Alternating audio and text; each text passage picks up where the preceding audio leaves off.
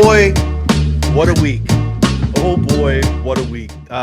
They say all publicity is good publicity. The NLL had a lot of viral eyes on it after week 10. And hopefully some viral eyes on this podcast coming up as we welcome you back to another edition of the Off the Crossbar podcast. My name is Teddy Jenner. He is Pat Gregoire. Find us on on Twitter at Teddy Jenner, at P. Greggy, the show at OTCB _podcast, or on Instagrams at OTCB Podcast. Wow. I don't know where we start. Let's keep this calm and composed to start. Patty, how the hell are you? Is it warming up in Ontario? Because I need to know how many long johns to bring to Hamilton this weekend. Bring them all. Bring them all, Teddy. Okay. It is not getting warmer. Hasn't got any warmer. Actually, sorry, I lied. It's -6 right now, so it is getting a little bit warmer. But tomorrow, warmer. Yeah, we've been cooking with like -15, -14. We're looking like right now, tomorrow, -15, with a 40% chance of some flurries. So let's hope you can make it into town on time. But in all honesty, though, Teddy, it's for how cold it's been and how miserable it's been and for how much snow we've gotten. I've been just on the road so much on these weekends. Yeah. It literally has been a whirlwind. Was in Halifax last weekend. So great to get back there with Pete and Mackie on the broadcast.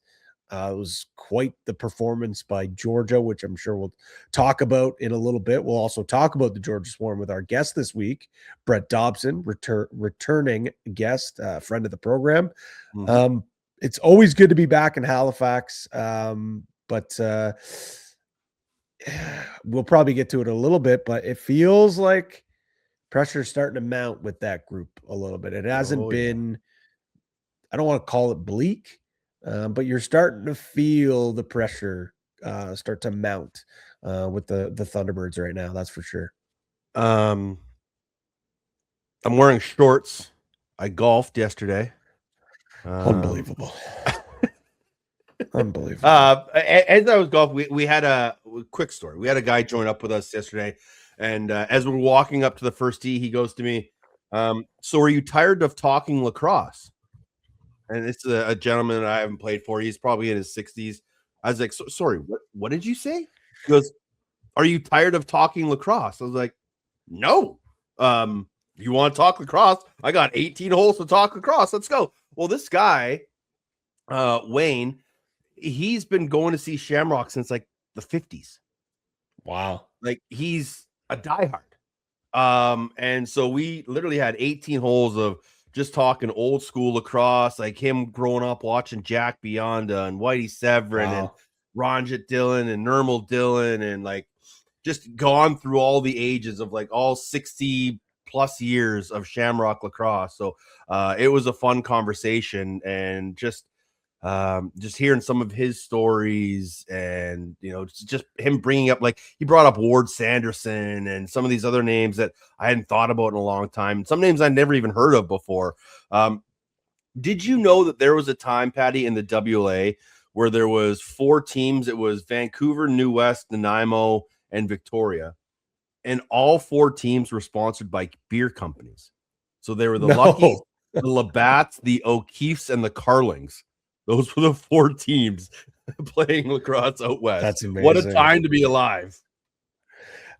You know what? Like, it's so funny because there's such a negative connotation around advertisements with sports and iconic jerseys, like the Toronto Maple Leafs having Milk Canada's logo and having, there's baseball team. I don't think the Yankees have done it yet, but there was some, I think actually they might have a logo on their jersey now, but just so many people like, oh my God, sports are ruined. Like, I can't believe this, like, which to a part I agree with, but then it's like, guys, like in the 40s and the 50s, teams were just flat out named after sponsors. Like yeah. they were just the name of the sponsor. And especially in lacrosse, you go back and you see all the names, and it was the name of city and said sponsor after it. So commercialization of the game has been going on for a very, very long time. This is not something new, folks. So let's pump the brakes. Let's relax a little bit here. But I just get a kick of that, just seeing all the old names and wondering like, oh, why is that team called? And oh, it's actually just because that was the sponsor of the team. Yeah. So yeah, good chats with Wayne. Always good to get out on the golf course. You guys will do that soon in Ontario. Once the 12-month thaw doesn't feel like it. Doesn't feel like. I just hope I can get in and out. That's all I care about. I'll take 6 hours to drive to Hamilton along the QEW, but as long as I can land and as long as I can get out, that's all that really matters. Let's get into week 10. Quick recap. Friday night, the Rush go down 3-0 early. Then they woke up cruising past the Roughnecks. San Diego knocked off Philadelphia, and they've won 3 straight. Saturday, Brett Dobson makes 14 saves in the fourth quarter as Georgia pulled away from Halifax. Keegan Ball dropped 11 dimes. Vancouver kept their composure and handed Rochester their worst loss of the year. Mark Matthews turned back the clock with an 11-point night as the Rock beat the Black Bears. Colorado handed the defending champs a big old 20-burger, and Vegas sold out the Forum and got a massive win at home over Oshawa. Taking the hit out of the conversation, because that's going to be a big discussion for us here in a minute. Big takeaway for you from the actual game. I know you have another week 10 takeaway. We're going to get to that because I completely agree. It's something that's very going under the radar. But game-wise, league-wise, big takeaways from week 10. Sure. I think that it seemed like this weekend the cream is starting to rise to the top. But I'm not ready to believe it just yet. I feel like this is trap week coming up. I do. I really do. But when you look at some of these scores, you know, the Rush, despite a very slow start, they flex their muscles. Georgia, what a game. What a performance. I think we need to stop kind of second guessing the youth of this team. They are good. They are legitimate. I went on Daily Dive, I think 2 weeks ago, and kind of compared them to a reverse of the Albany Firewolves from a couple of years ago. It's not a young offense, but it's a young defense, and they're just playing so well and almost too young and too naive to know what's going on. Colorado spanking Buffalo. Yeah, there's a lot of crazy results, but I'm not quite ready to say that this is a 3-team league. It's a 3-horse race. I still think we got to give a little bit of time for some of these other teams to figure it out and get on track. But with that being said, Teddy, we're teetering on a few of these teams to start separating from the pack. Yeah, definitely at the bottom of the pack, Patty. I think we can start to cement the teams that are going to be down there. But, you know, outside of, you know, I don't want to even say Saskatchewan. You said the big 3.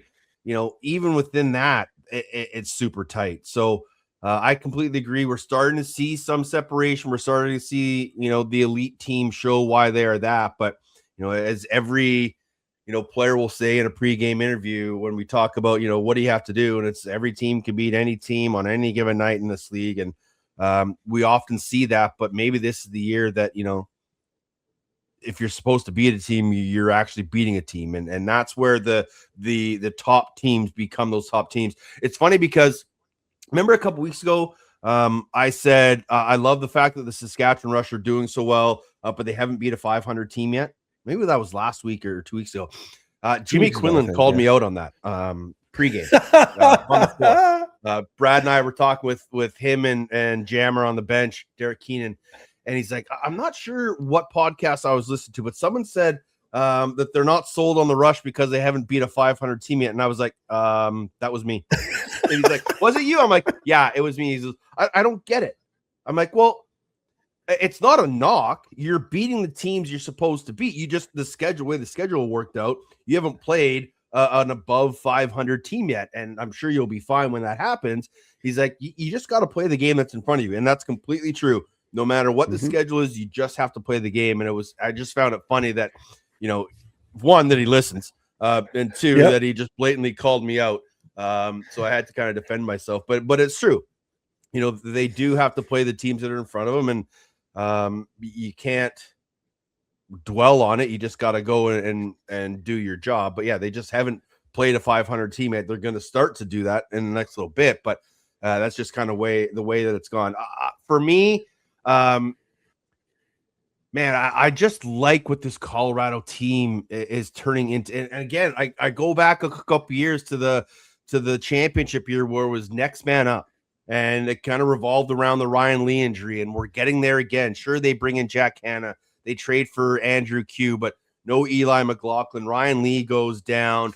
We're getting all these other guys stepping up into big roles, and Thomas Vela is starting to round into form, and Dylan Ward is starting to look like the old Dylan Ward. So my big takeaway is that this Colorado team is once again starting to show some championship mettle, and I absolutely love it.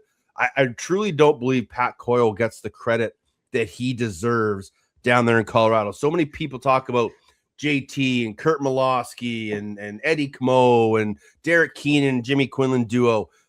Rarely do people talk about the job that Pat Coyle and company have done with that group, with all the injuries and bodies coming in and out of the lineup, and they just don't care. They literally could give a shit what other people are thinking or talking about. Hard hats, lunch pail, go do your job. And they're having a lot of fun doing it. And, when you got young guys like Hess and Pilato chipping in, and then Dylan McIntosh is starting to break out. This is a Colorado team that a lot of people really need to be aware of, because they're going to start to continue to make some noise in the National Lacrosse League. And I think you just started to allude to it, because everyone's talking about it, and for good reason. The three-headed monster in Will McLeod, Andrew Q, and Jack Hanna. Doesn't matter if Will McLeod's out that one game. Will Malcolm. It's fine. Sorry, Will McLeod. You got Halifax on the brain.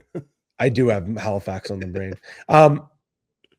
It doesn't matter if Malcolm's out, Q and Hanna take over. Doesn't matter if Q's out, Hanna and Malcolm take over. Those three are completely driving the bus right now when it comes to this Mammoth offense. And then you get McIntosh sprinkling in a little bit here. Thomas Vela, oh my God, what a fight. Like, he is the heart and soul of this offense, does all the little things. Braden Saris, sure. Chipping in, starting to heat up. Jalen Chester comes up and plays when needed. Owen Ron does. Nobody's talking about how good this defense is, and nobody, probably because of our guest, Brett Dobson, is talking about how good Dylan Ward has been. And it's not the same defense from the championship roster a few seasons ago. Sure, you still have some of the other players that are still kicking around in Robert Hope and Warren Jeffrey, Jordan Gillis. But you mentioned Pilato has found himself a great spot. Hess, I know you were super high on him coming into the season. He has been great. Connor Knock has been as advertised, and it looks like he's been playing for the Mammoth for a very long time. Owen Down leading this team and cause turnovers and finding a cozy place. Ari Stevens really fitting well into this team. It has been a great blend of veteran presence, youthful energy with guys that I've mentioned, Connor Cook as well in there too. It is a perfect blend, and it all starts from the top with Coyle, with what Brad Self was able to do in the offseason and bringing in Hanna. This team's an absolute problem right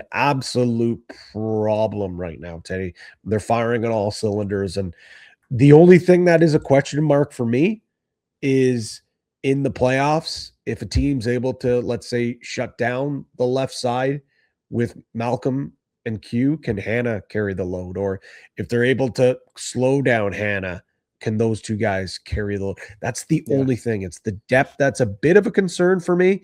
But right now, it certainly hasn't reared its ugly head. This team is a championship contender team. And crazy move by the NLL in their power rankings to have Colorado jump Saskatchewan. But I do think it's wild. And this is why I hate power rankings, because it doesn't make any sense. But I do think that there is a case that you could say that Colorado could be the most complete team in the NLL right now. There's a case for it. I'm not saying it's true. Yeah. Oh, yeah. Sure. How do you say that with the way that Saskatchewan's playing? But there is a case. There is a case to be made. Yeah. Two things. One, Saskatchewan, Colorado don't play till April 11th, so we got to wait on that one. Two, when and if we get there for Colorado to the playoffs, the hope will be that Eli McLaughlin will be available and back, so that might help supplement some of their issues, but also just boost the talent load on this team. Do we go here? Should we start to talk about it? Do we get into it? Let's get into it, Patty.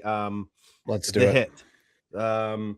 Sources are telling the podcast that Rylan Hartley will receive a 1-game suspension. The match penalty was upheld. Rochester did sign Cam McLeod, so that would lead me to believe, and probably lead us to believe, that they won't appeal the suspension. So Rylan Hartley won't be playing this weekend. It'll most likely be Riley Hutchcraft in net with Cam McLeod backing up. But the hit in and on itself, one thing, and Dawson Nielsen kind of had a good post about this on social media the other day.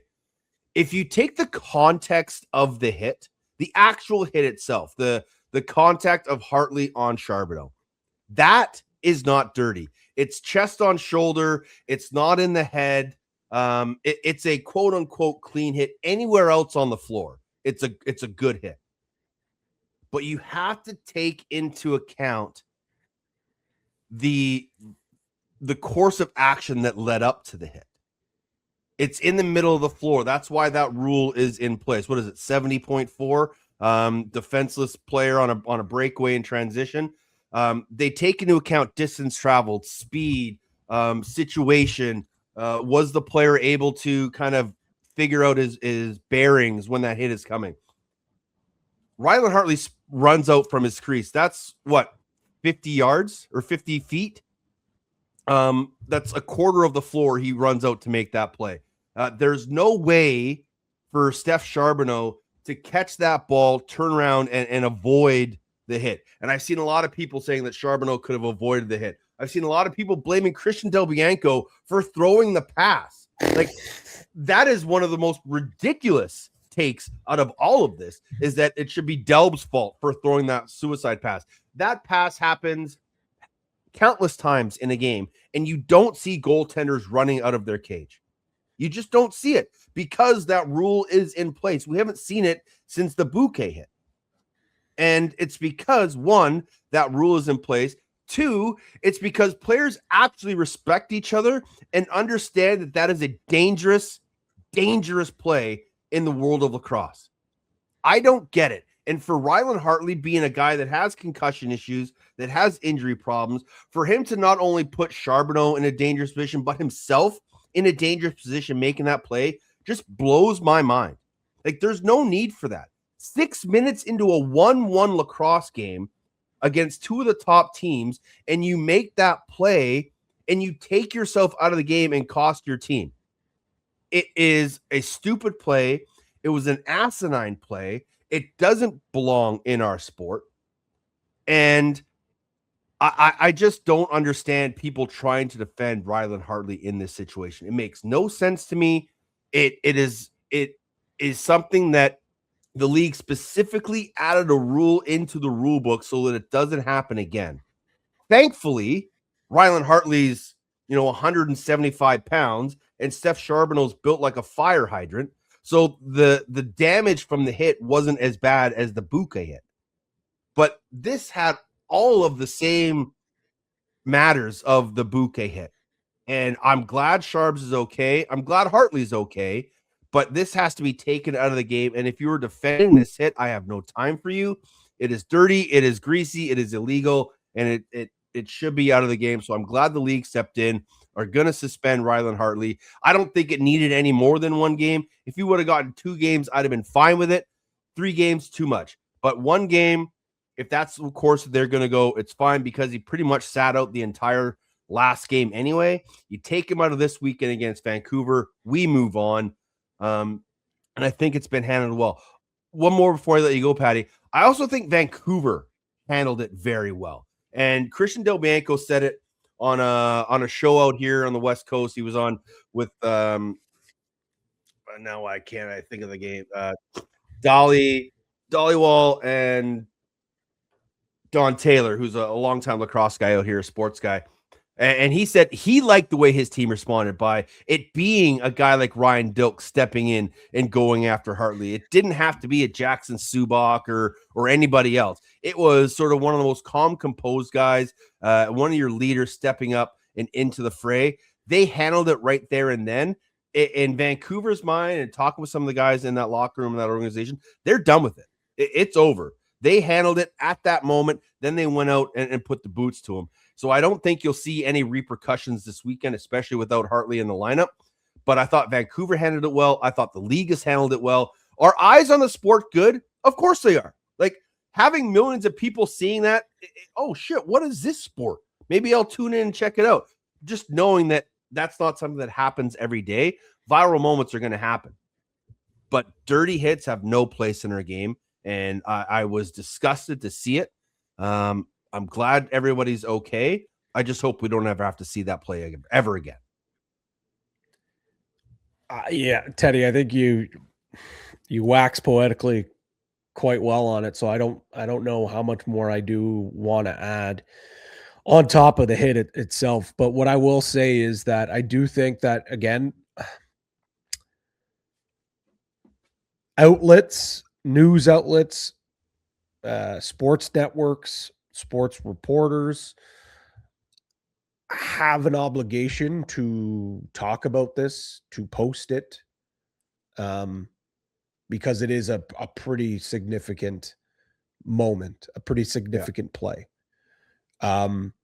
If this happens in the NFL, if this happens in the NHL, it's going to be all over the place.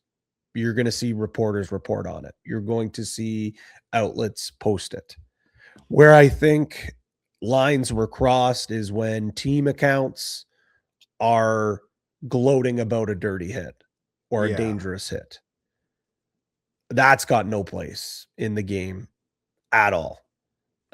You could see the NLL didn't post on it. They didn't post anything. They didn't put anything out there. They weren't retweeting Barstool. They weren't sharing things. And just a few weeks ago, they were posting all about the fight with Hartley and with Daymond. Yep. And in other instances, we've seen that where it has been. So it kind of just goes to show you that, like, you know where the league stands on this play.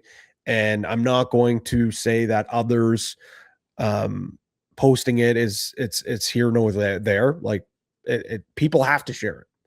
Yeah. Probably should have some sort of note that it's, it's condoned or it's like a dangerous play, whatever it may be. But team accounts, they've got no saying point, send them to the graveyard. Like, what are we talking about? Yeah, like that's crazy. That's absolutely crazy. And that shouldn't be the case at all. And I know you could say, oh, well, Steph was fine. Hartley was fine. Well, do we actually know if they're fine? Like with concussions, you never know. There's a thing called post-concussion. What about 2-3 days later, they start feeling those effects? And it's not just the player that got hit. It is also your goaltender who has a history of injuries to their head. That's probably where I'll leave it, because I think the actual talking about the hit and the way everything was dealt, I think you handled that perfectly. Another thing I wanted to put in there, I thought that was really classless for them to be gloating about that play. Yeah. People are saying like Ralphie played the ball. Well, now you want me to get into this, and I'm not going to. I do. I want to fire you up.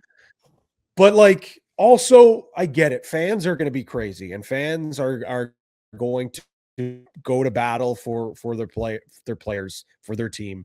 You're going to hear some unhinged stuff.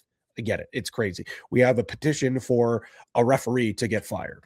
Insane. Absolutely nuts. Trying to say that Hartley made a play on the ball. I think initially his idea was, I'm going to go out and maybe like make a play, because we've seen him do that. I'll be able to pick up that loose ball. Yeah. Or I'm going to go try to intercept this pass or make it a jump ball or whatever it may be. We've seen him do that. But then he realized, oh, I can't. So now he had no other choice than to throw that hit. But you made a decision. coming out of your crease. And it's not like, I'm not saying Bouquet's hit is less worse, because it's not. It was, I thought, a lot more vicious. Bouquet didn't travel nearly as much as Hartley did. And I think that's where he made the commitment, where he comes out of his net. But to say he was making a play on the ball is absolutely insane. But if you're a member of the media and you're trying to defend this, what are we doing? Saying this is a clean hit, this isn't a dangerous hit. Come on, guys. Come on. Let's move on. Breaking news, Patty. Like literally breaking news. Yeah, I was actually going to bring this up before we started talking, but I figured we might as well. The Halifax Thunderbirds have relieved Stu Montour, a.k.a. Stu Mungus, of his duties with the Halifax Thunderbirds as their OC. You're around this team a lot. Thoughts on this move and maybe who they bring in? It's this, you never want to see a guy lose their job. Now, this is what, two firings in the last 2 or 3 weeks. We saw Daryl Gibson get relieved of his duties in Oshawa. And now we see Stu Montour get relieved of his duties in Halifax. Would have never thought this would have happened mid-season. Would have never thought that this would have, honestly, even at the end of this year, we have seen Kurt Stiers very, very, very loyal to his people and people that he brings in and gives them a lot of chances and a lot of opportunities. But I think this kind of goes to show you that Halifax, like I said off the top of the show, are feeling the pressure. And when you look at this team from previous years, let's even just look last year. Sure, no Thomas Hogarth. That's a massive loss.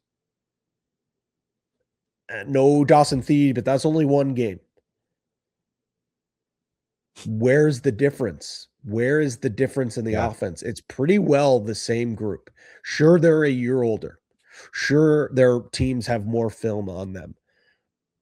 There wasn't that much of a difference between these two groups, but this is the lowest scoring Halifax offense over this stretch that we've ever seen since they've moved from Rochester to Halifax.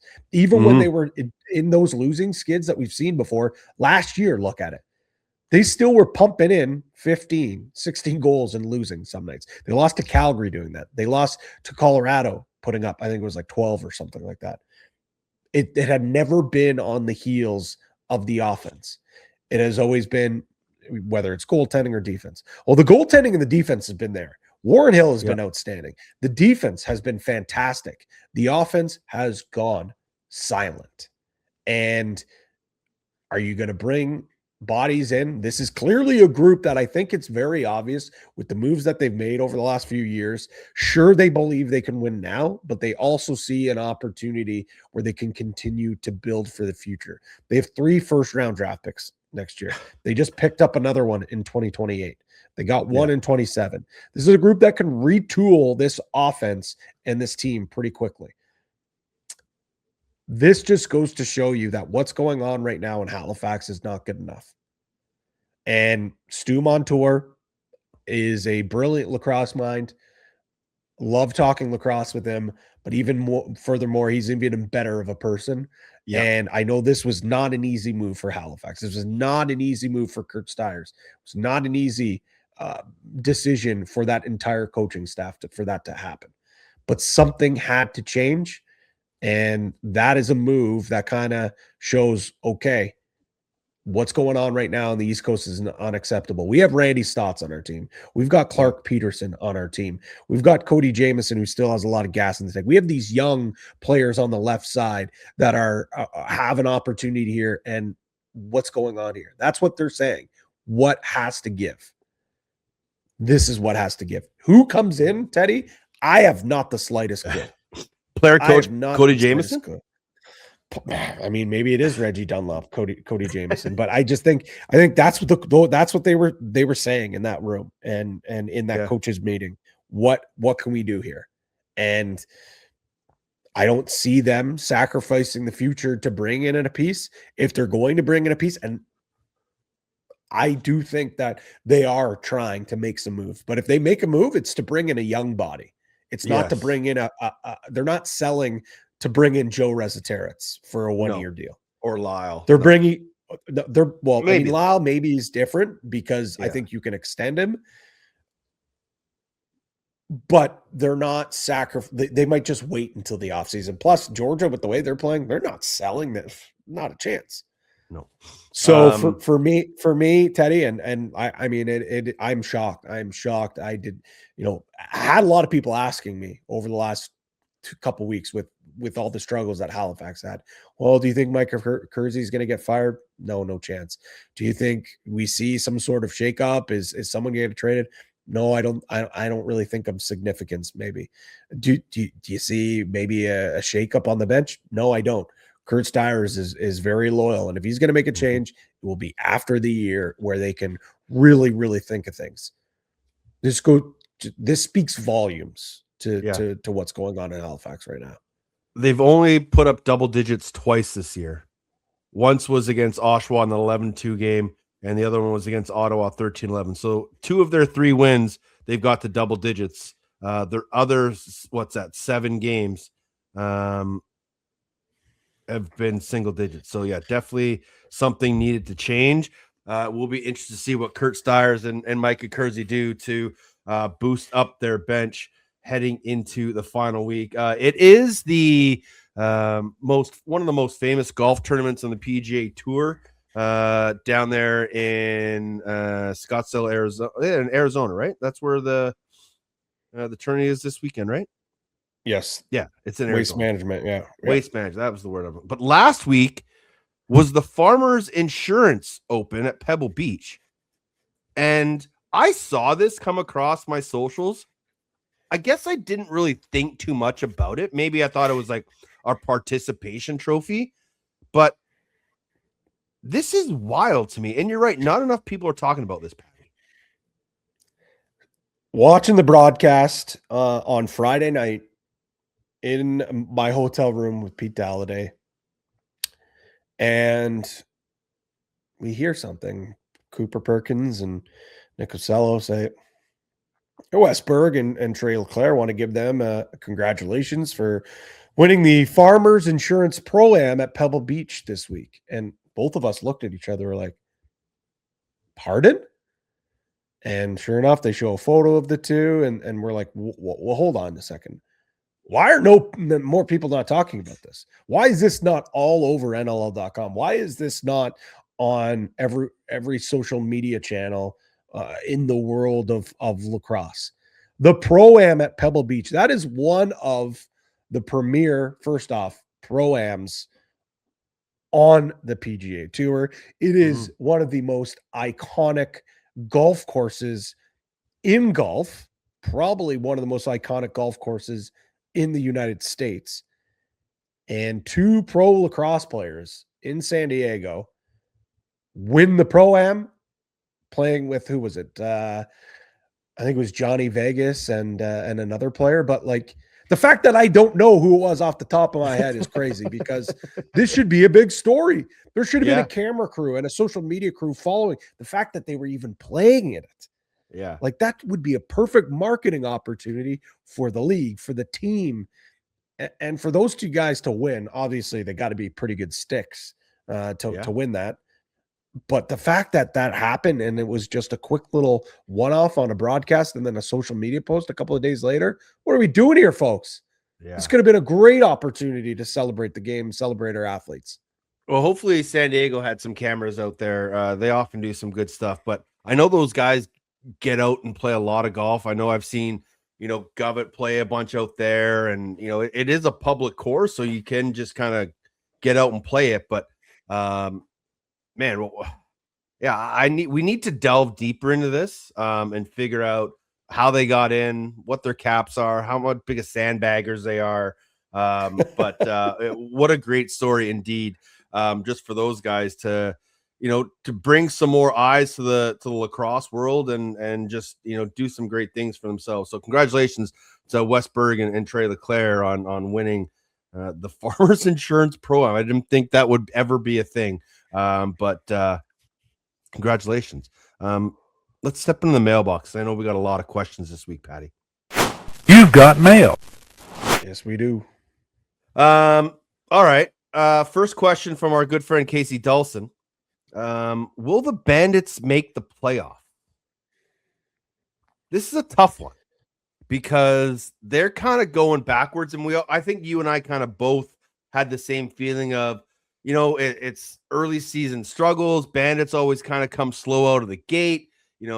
3-time championship hangover. They lose a couple bodies. There's some injuries. It's okay. They still got Matt Vince. They still got Dane. They still got Josh. They'll be there at the end. But now they're on a 3-game losing streak. They're below 500 for the first time this late in the season in a long time.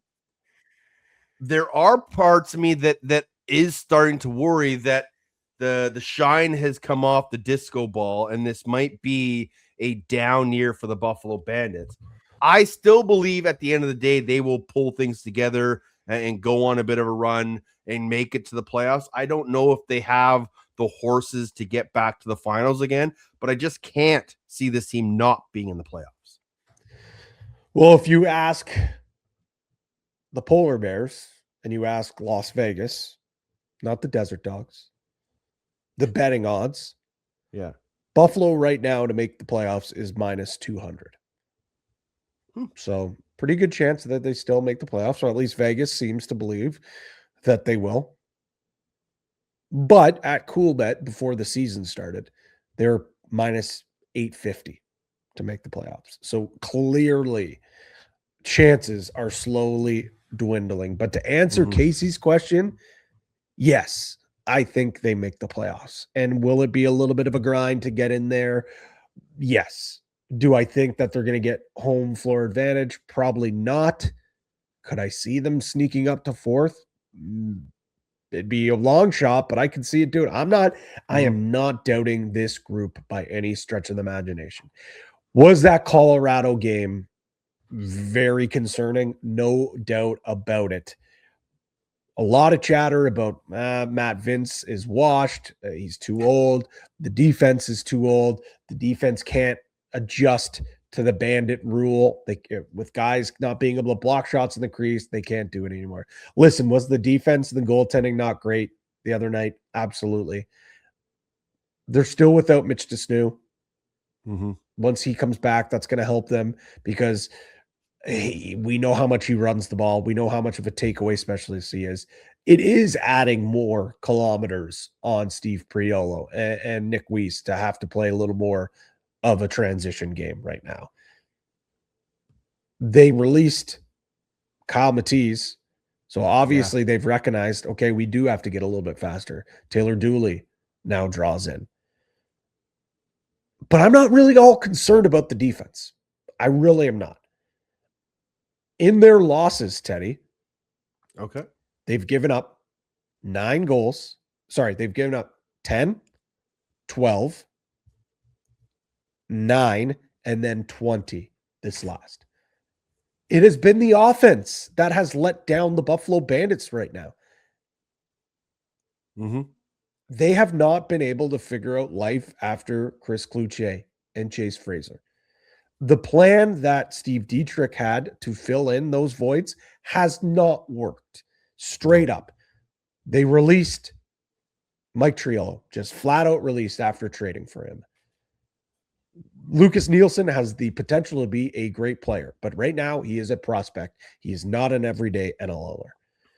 Ryan Benesh has been dealing with some bumps and bruises, hasn't been able to consistently stay in the lineup, and you can tell he hasn't found his groove just yet. Doug and Anacoke, probably his first game where I think he actually looked really, really good as a number 2 or even, a number 3 on that left side. But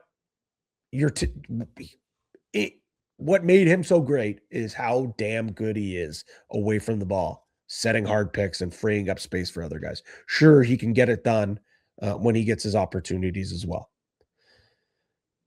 Scanlon, again, great water bug type of player. Josh Byrne, I still think he's banged up. I don't think he's healthy. Dane Smith doing Dane Smith things. With all this being said, I believe that Steve Dietrich, with a couple of trades here, one on the offense, maybe a depth piece on the defense, this offense will figure things out and they will be just fine. Are they going to win their 4th straight title? I don't know. Are they going to make the finals? I don't know. But they're going to make the playoffs. They're going to probably win a round, and who knows what happens, because when you get into the playoffs, those guys for the last 3 years have proven that they know how to get it done. And Matt Vince can shut it down for a full 60. It's not time to hit the panic button just yet, but it's getting close though. It's getting close. They've got Philadelphia this weekend. It should be a win. But they got Halifax next weekend on Valentine's Day. That's always a tough matchup. But then Vancouver, Saskatchewan, Toronto, Colorado, San Diego, Saskatchewan, Vancouver, Rochester, before they finish with Oshawa.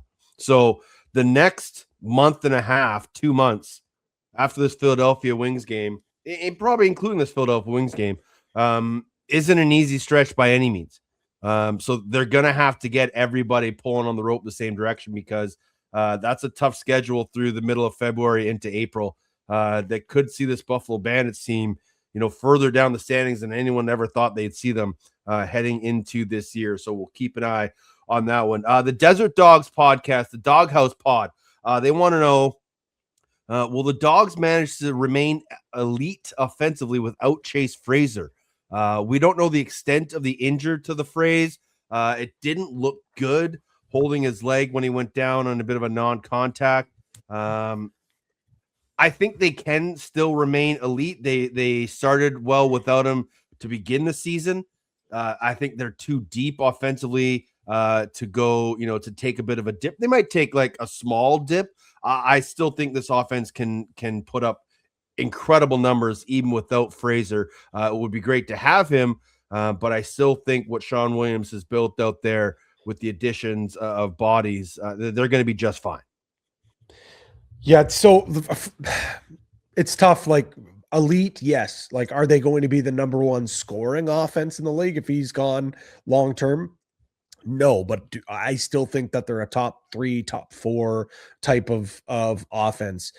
You lose Fraser, but like that's why you went out and got Ben McDonald. And can Ben McDonald do the same things that Chase Fraser can? No, absolutely not. But then you just got to kind of figure out a way to mold your offense a little bit different. They have been running like 8 forwards, they've been running 7 forwards with the 3 righties, but maybe it's now a thing where you go out and you find a righty to replace it, and you continue, because you're not taking any that left side right now with Kluche, Jones, Patra, and Webster. Like, not one of those guys are coming out of the lineup. Like Webster, especially the last game Webster played, like I don't see any of those guys coming out, and you're not putting Patra out just to play transition. So like, is it a little bit concerning that now your depth goes from like Donville, Killen, McDonald? Certainly. Maybe there's a way you can try to figure out to get Marshall King into this lineup. I don't know, but maybe Connor Kirst plays a little more transition. Teddy, you got an idea here? Well, they got Tyson Gibson on the evaluation list, so great point. Right? Yes. So there you go. If they can get Gibby, and if Gibby's in a good mental state, because I know that's been a battle for him over the past couple of years. If he's healthy, and I know he's down there with the fellows, I've seen him a bunch of Tyrell Hamer-Jackson's Instagram and Twitter posts, stuff like that, TikToks. He's down there with the group. So if they can get Tyson Gibson back, again, not the same player as the phrase, but definitely a lateral move in talent-wise and scoring ability and offensive punch. So I would love to see Marshall King get back in, but if that's not him, then I think Tyson Gibson is an easy slot in if they can make it work. Great point. Totally forgot about that. And you mentioned the posts I saw. Hammer put something out there, big smile on his face, was working out with the guys. And when I saw that post, I thought, oh man, he could be coming back. And the next thing you know, it comes out on the eval list that he could be close. So like, again, obviously you hope Chase Fraser, this is short term and this isn't something that's going to plague him for the full year. But this is why organizational depth is so important, Teddy. Yeah. From D's boys, the boys dies. Is it Debo dies? Is that what it is? Yeah, I think it's Debo dies. Debo's dies. If Halifax loses this weekend, I know we were already talking about them, but do you think they become sellers with all those picks that they have? So here's the talent thing they have. I was kind of thinking this, and Teddy, you and I kind of have already started to think of our trade bait board for the trade deadline, which is about a month away, March the 9th, correct? Yes. So you think, okay, so here's what I have for Halifax in regards to expiring UFA contracts. Colton Armstrong, Tyson Bell, Graham Hossack, Cody Jamieson, Stephen Keogh, Ethan O'Connor, Johnny Pearson, Trevor Smith. And he's hurt. He's hurt. Of those guys there, Hossack, Jamieson, Keogh, and maybe O'Connor can reject the tag. Yeah. And realistically, of those guys, you're probably only using Hossack for the tag anyways. Yes. So is it do you see Kurt Stiers and Micah Kersey go a little Jamie Dowick here and trade some of these players at the deadline and hope you can get them back? You're running a risk of a team using a franchise tag on one of those other players. I don't know if they would. Yeah. But maybe there's some sort of agreement that, okay, they're going to sign back. But I think Jamie might have ruined the party for everyone because teams like Calgary are obviously kicking themselves in the ass right now. Mm-hmm. So, and Philly even. Yep. Philly certainly with Desnu, sure, they were able to get Corbeil back, but so I don't think there's going to be a lot of teams that are going to be interested in dealing unless you know there is it's going to be a player that you're going to have a legitimate chance to bring back. So will they be sellers?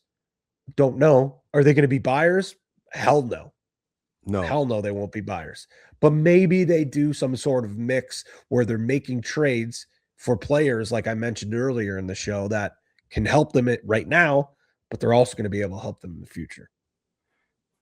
Yeah, and I'm looking at that list outside of a Hossack, maybe an O'Connor. Which of those guys do you think teams are going to be clamoring to get? Well, like I those think old bodies, right? Well, like, you think someone needs a Cody Jamieson? Like Stephen Keogh hasn't played in a couple years. I don't think anyone's going to be driving after him. Maybe a Colton Armstrong, maybe Tyson Bell. Well, I think an Armstrong or a Bell would garner the attention, but you're kind of playing with fire with those guys signing back. Yeah. And like I said, like you're not going to use with all due respect to those two guys, they're fantastic defenders, but you're not using a franchise tag on one of those, right? No. Cody Jamieson is more like, does he want to go somewhere else to end? Like if all things, I believe he wants to finish his career with this franchise. Yeah. Could a team want to use him as a leader and a depth piece? I'm sure, like totally, but like, does he want to go? And what are you going to give up for it is the other thing. So I don't really see a world where I think O'Connor could, but I don't know how much you're getting for O'Connor with an expiring contract. A guy that can kill penalties as a depth defender like Buffalo, that would make a lot of sense bringing him back into that lineup. He lives in the area and he knows the system. He knows those players. Maybe that's it. But again, sellers, tough to say, but they won't be buyers. Okay. Even right now, I don't think they're going to be buyers. Yeah, no, I agree. staying along the lines, this is from Kyle Hogan, and you might be able to answer this one better than this. I don't know what it means. Halifax are the Toronto Maple Leafs of the NLL. Can you please explain that to me? So I think what he's trying to say is overhyped and playoff disappointment. Loyal fan base. I would say that, but like I'm assuming he's a Halifax fan, and I'm assuming he's probably frustrated right now. I know you didn't get to experience it, but this is also a team that won back-to-back championships. What, a decade and a bit ago? Yeah, 12 years ago. When was the last time the Leafs won the Stanley Cup? 1967, brother. Bill Barocco, baby. It's a really, really tough comparison. Really tough comparison. Also, the Toronto Maple Leafs would love to sign off on a Final Four appearance like the Halifax Thunderbirds did last year. I think this is a bit of a stretch. I understand what you're trying to say, my friend. But for someone who loves the Toronto Maple Leafs more than anyone really does, don't put that evil on the T-Birds. They don't need that comparison. Last one from Nader the Tater. Top 3 former NLL clubs you would like to bring back. Ooh, this is a good question. I already have my 3. Well, go ahead. Go ahead then. Portland, Minnesota. Yep. And 3 A and B, Edmonton, Montreal. Okay. So those are all outstanding answers. Thank you. Bless you. So I don't want to steal. Thank you. I don't want to steal all of them. So okay. I'll go in a different direction. I'll pick 3 different ones. Let's go Boston with the Blazers. Okay. Yeah, 3.0. 3.0. Boston Players 3.0. The way you say that now, I'm starting not to like the pick as much. The Detroit Turbos. Oh, I think absolutely. And although not too many fond memories of this franchise, I actually think the market and definitely the name could work. The Columbus Land Sharks. Oh. I think the NLL in today's day could thrive in Ohio, whether it's Columbus or in Cleveland. Forgot the gentleman who tagged me, and I'm very sorry. Maybe I'll be able to go pull this up at some point, but the Cleveland State arena they have there, and the Cleveland State. I saw that. Yeah, that barn could be perfect for the NL, like perfect for the NLL.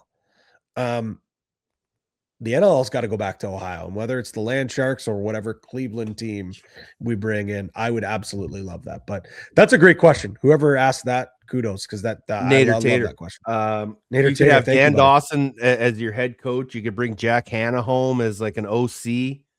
Yeah. There you go. I can see it. So appreciate everyone dropping their messages in the mailbag this week. Again, if you got comments, questions, concerns, thoughts, processes, whatever you want, hit us up on Instagram, Twitter, slide into our DMs. But appreciate everybody stopping in to the mailbag. We mentioned a little bit about Minnesota. They are now the Georgia Swarm. The Georgia Swarm are on a heater, and a lot of it has to do with our guest this week, Brett Dobson, who is playing absolutely out of his mind. This interview on the Off the Crossbar podcast is brought to you by the Goalie Factory. Goalie Factory helps goalies of all ages become complete athletes and improve their game through weekly camps based in Langley, BC. They have elite one-on-one coaching across the Lower Mainland and online coaching that you can access anywhere. They focus on technical skill, athletic development, and building the mindset it takes to perform at your best. Find Goalie Factory on Instagram at goaliefactory_ or visit goaliefactory.ca to book your session today.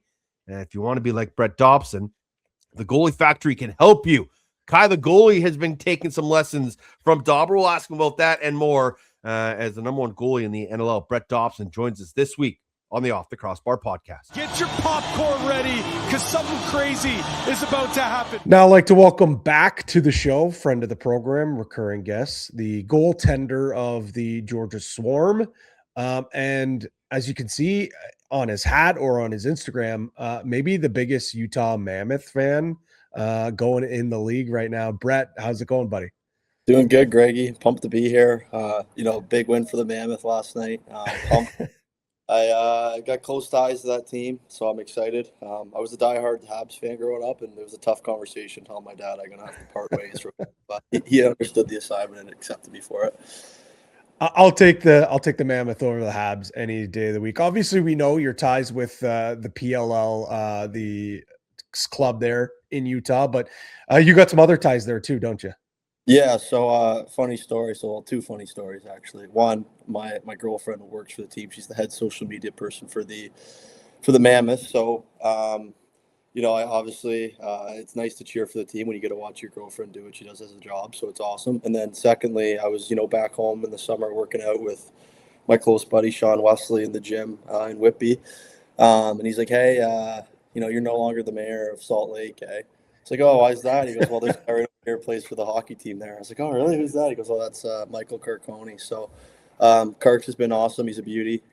He's hooked me up with some gear and taken care of me when I've gone out there a few times, and both his boys play in the Whitby minor system. So anytime I can pay it forward for him, and his kids, it's been awesome. Sending his kids sticks or some archer's gear, it's been huge. So just getting that relationship with the pro teams out in Utah is awesome. Michael Carcone, proud Ajax, Ontario boy. So absolutely love to see that. Now, on the topic of Utah, we know they've got the Archers and the pro model that you have in the PLL, obviously the one home game, but it seems like there's a lot of buzz down there. Do you think an NLL team could work in Utah one day? I'll die on that hill. I think they should put a team there next year. Funny story. I was actually in the TNT studios the other day. I got to meet the Great One and Henrik Lundqvist, and the Great One was talking to me, asking me about his Vegas team and how I was wearing a Mammoth hat. He's saying, oh, Ryan Smith should get a team out there. I was like, you know what? I think they should. If they're trying to compete with Colorado and beat them in everything they had, I think they got to add an NLL team and they got to add a baseball team and obviously a football team. But I think with the size of the arena is and the passionate fan base, like they love goals, they love hits, and they love fights. And I think that's the perfect combination for what the NLL is basically, right? So I'm curious to see if they look to expand in there anytime soon, and be pretty cool to have a team out there. Yeah, no doubt. It seems like whatever that Ryan Smith guy touches turns into gold. It's pretty impressive. But let's stick with the teams that are in the league right now, and most notably one team in the Georgia Swarm. You guys are off to a pretty hot start, or at least on a little bit of a run here. And coming into the season, a lot of question marks surrounding some youth, but it seems like this youth movement combined with some veterans in this locker room kind of has a winning recipe. What's it been like over the last couple of games, starting to find your footing with this group? Oh, it's been awesome. I think we got a great group of guys in the locker room. The injection of the youth has been great. I went from being, one of the younger guys on the team to now kind of being viewed as a bit of an older guy on the team. Just based off of years of service. And I think that youth movement, we got a lot of those guys living in market here. So we hang out all the time, we get to see each other all the time. We just got a good group of young beauties, man. Like Nolan Burns, an absolute beauty, Last week's him sticking for his vet and Shane Jackson was awesome. I think that you get a guy like Michael Grace, if you ever see photos of him, look at where his second bar syndrome is on his helmet half the time he's rolling out the floor. Like we just got a good group of guys in the locker room, and it's a family, right? And we obviously get excited to see everybody every weekend, and we're pumped to be a part of this team and super excited for the task at hand this weekend against Vegas. But overall, the vibes are great. We run a good court system there, so everyone's accountable, and it's great for guys to come in here and feel welcomed. I want to stay on the theme of the youth. A lot of chatter about Michael Grace, and for good reason. I mean, you look at his numbers, he's running away with all the defensive rookie numbers, but he's even atop some of the numbers, or at least close to the numbers for all defenders. But a guy that's kind of going under the radar, and I'm not too sure why, because he finds himself on the highlight of the night almost every time he plays, is Nolan Byrne, like you said. obviously from someone who watches the game, you can see what makes him special and what ticks. It's the athleticism, it's the fearlessness, but maybe something that someone who's not around the team and not around him all the time, what is it that makes Nolan Byrne tick? I think his motor and his willingness to want to get better and develop. Like every time you see him at practice, and I think for him, getting drafted to Georgia could have been the best situation possible for him. He's got guys like Shane Jackson and Brian Cole in his ear who are two of, if not the best lefties in the game that represent Canada at such a high level that can pass on their knowledge. And I can see that being passed on to him every practice. He's trying something new, whether it be a new breakaway move or changing something up with his outside shot. He's trying to add different layers to his game. And I also just think his toughness, man. Like he gets beat up a lot. He's taken I think his first game might have been his welcome to the NHL moment. He got lit up from an off-ball hit from Priola, split his chin open for 4 zippers. So and he got right back up and went right back out to the next shift. So his toughness is pretty unique. And he's just an awesome human being. Like every time you get to hang out with him, he's so he's not country, but he's a little different when it comes to that kind of stuff. Yeah. You got to wear his mud kickers and jeans to games. I remember he asked me, if I have to wear a suit to every game. I was like, yes, you got to wear a suit to every game. But, and then the next game was like country night. So he's like, oh, I'm at home right now wearing my fit for this game. That's amazing. Greeley, Ontario, I know where he's listed, but played his junior ball in Gloucester. So yeah, a little bit of country up there in that area, no doubt. Speaking of Byrne, speaking of that last game, 1 goal against in the second half against Halifax. What's going through your mind when you kind of hit that flow state? If it really feels like you were locked in, but at the same time, like on that assist, we saw the fist pump. We saw when plays down the other end, you're bopping your head, having fun in that crease. It really feels like there's a balance of being locked in and having fun. What's that like? Yeah, I mean, it's a lot of fun to be in that moment. I wish I could be in that moment every game, but sometimes it's not the case. I felt like, for myself personally, I felt like I gave up 1 or 2 out of like the had back in the first half, and I felt like the second half we just made some adjustments. Obviously I sit here and you guys give me a lot of credit, but the defense in front of me has been laying the groundwork for me to be able to see shots I want to see, and like them just wearing their old guys down to the third and fourth where they don't really want to get in the middle. And once they finally do, if I'm able to bail them out, it's huge. So I felt like for myself, just having fun. It's always fun when you get to play against your buddies too. Like, Clark Pearson's a good friend of mine, and he wasn't too pleased with me after that game, and I had a couple texts from him after that. But I think when you get to play your buddies, there's nothing better. A couple weeks ago, I got to play against Dyson Williams. I'm a little choked I don't get to play against Sean Wesley this weekend because he's on the IR. But anytime you get to play against your friends, it's always fun, right? And, lacrosse obviously can be a war, but you got that ultimate respect for whoever's across the floor from you on the other team. And if it's one of your good buddies too, you get bragging rights for that week. So I think, combine all of that with going to Halifax. I think Halifax is a sick place to play. The way they, their fans are, the way they play the music in the arena, when they start getting that East Coast music going, it kind of gets bumping. And, as a goalie, you don't want to hear Heave Away too many times, although it's a great tune. You don't hear that cannon. So I'm kind of glad I got to shut it down in the second half. Yeah, it's funny. After the game, they had to fire off a bunch of cannons because, unfortunately, you can't keep them. You can't take those home. And for Halifax, you definitely shut the door in that second half.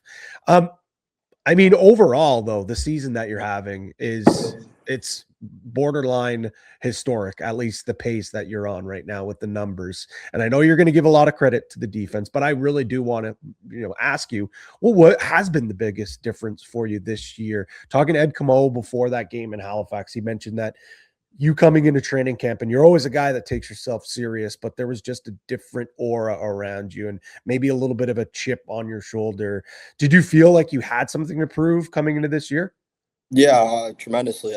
There's one conversation that stuck out to me in the offseason that I had with Eddie, and Eddie said something to me along the lines of he wanted me to develop my box game more, and it didn't really sit too well with me in the sense that I was like, hey, like it has been an issue in the past, but if that's the case, then so be it. So I went to play in the Lax Night tournament. I was lucky enough not lucky enough, but the 2 previous years we won championships with the Archers, and winning a championship's awesome, and that championship hangover can kind of last a little longer. And we were humbled pretty good this year in the field season, being the last team in the league. So I was done by August. I took a 2-week vacation to Victoria, and then added another 2 weeks onto it to watch the Mann Cup out there. So being around the box game a bit more, I think, was huge, and got right back into it early. And I felt like doing that and combining that with trusting our strength coach down here, like our strength and conditioning guy, I owe him a lot of credit for this. I think that he's taking good care of my body, and I've had to be able to get a good relationship with him to be able to say, like, hey, this doesn't really work, or this does work. And he trains pros like Kyle Hamilton of the safety for the Baltimore Ravens. I think he's the highest paid safety in the NFL. So if he's training a guy like that, then I should be able to trust him what I need to do to where I need to get to. And I also just feel like I've always said it. I think if you get 4 years as a starting goalie in the NLL, you're going to be able to have an opportunity to be comfortable. And I think as this is my 4th year, like I'm starting to see the gist of it, right? Like your first year, you kind of, have a good year.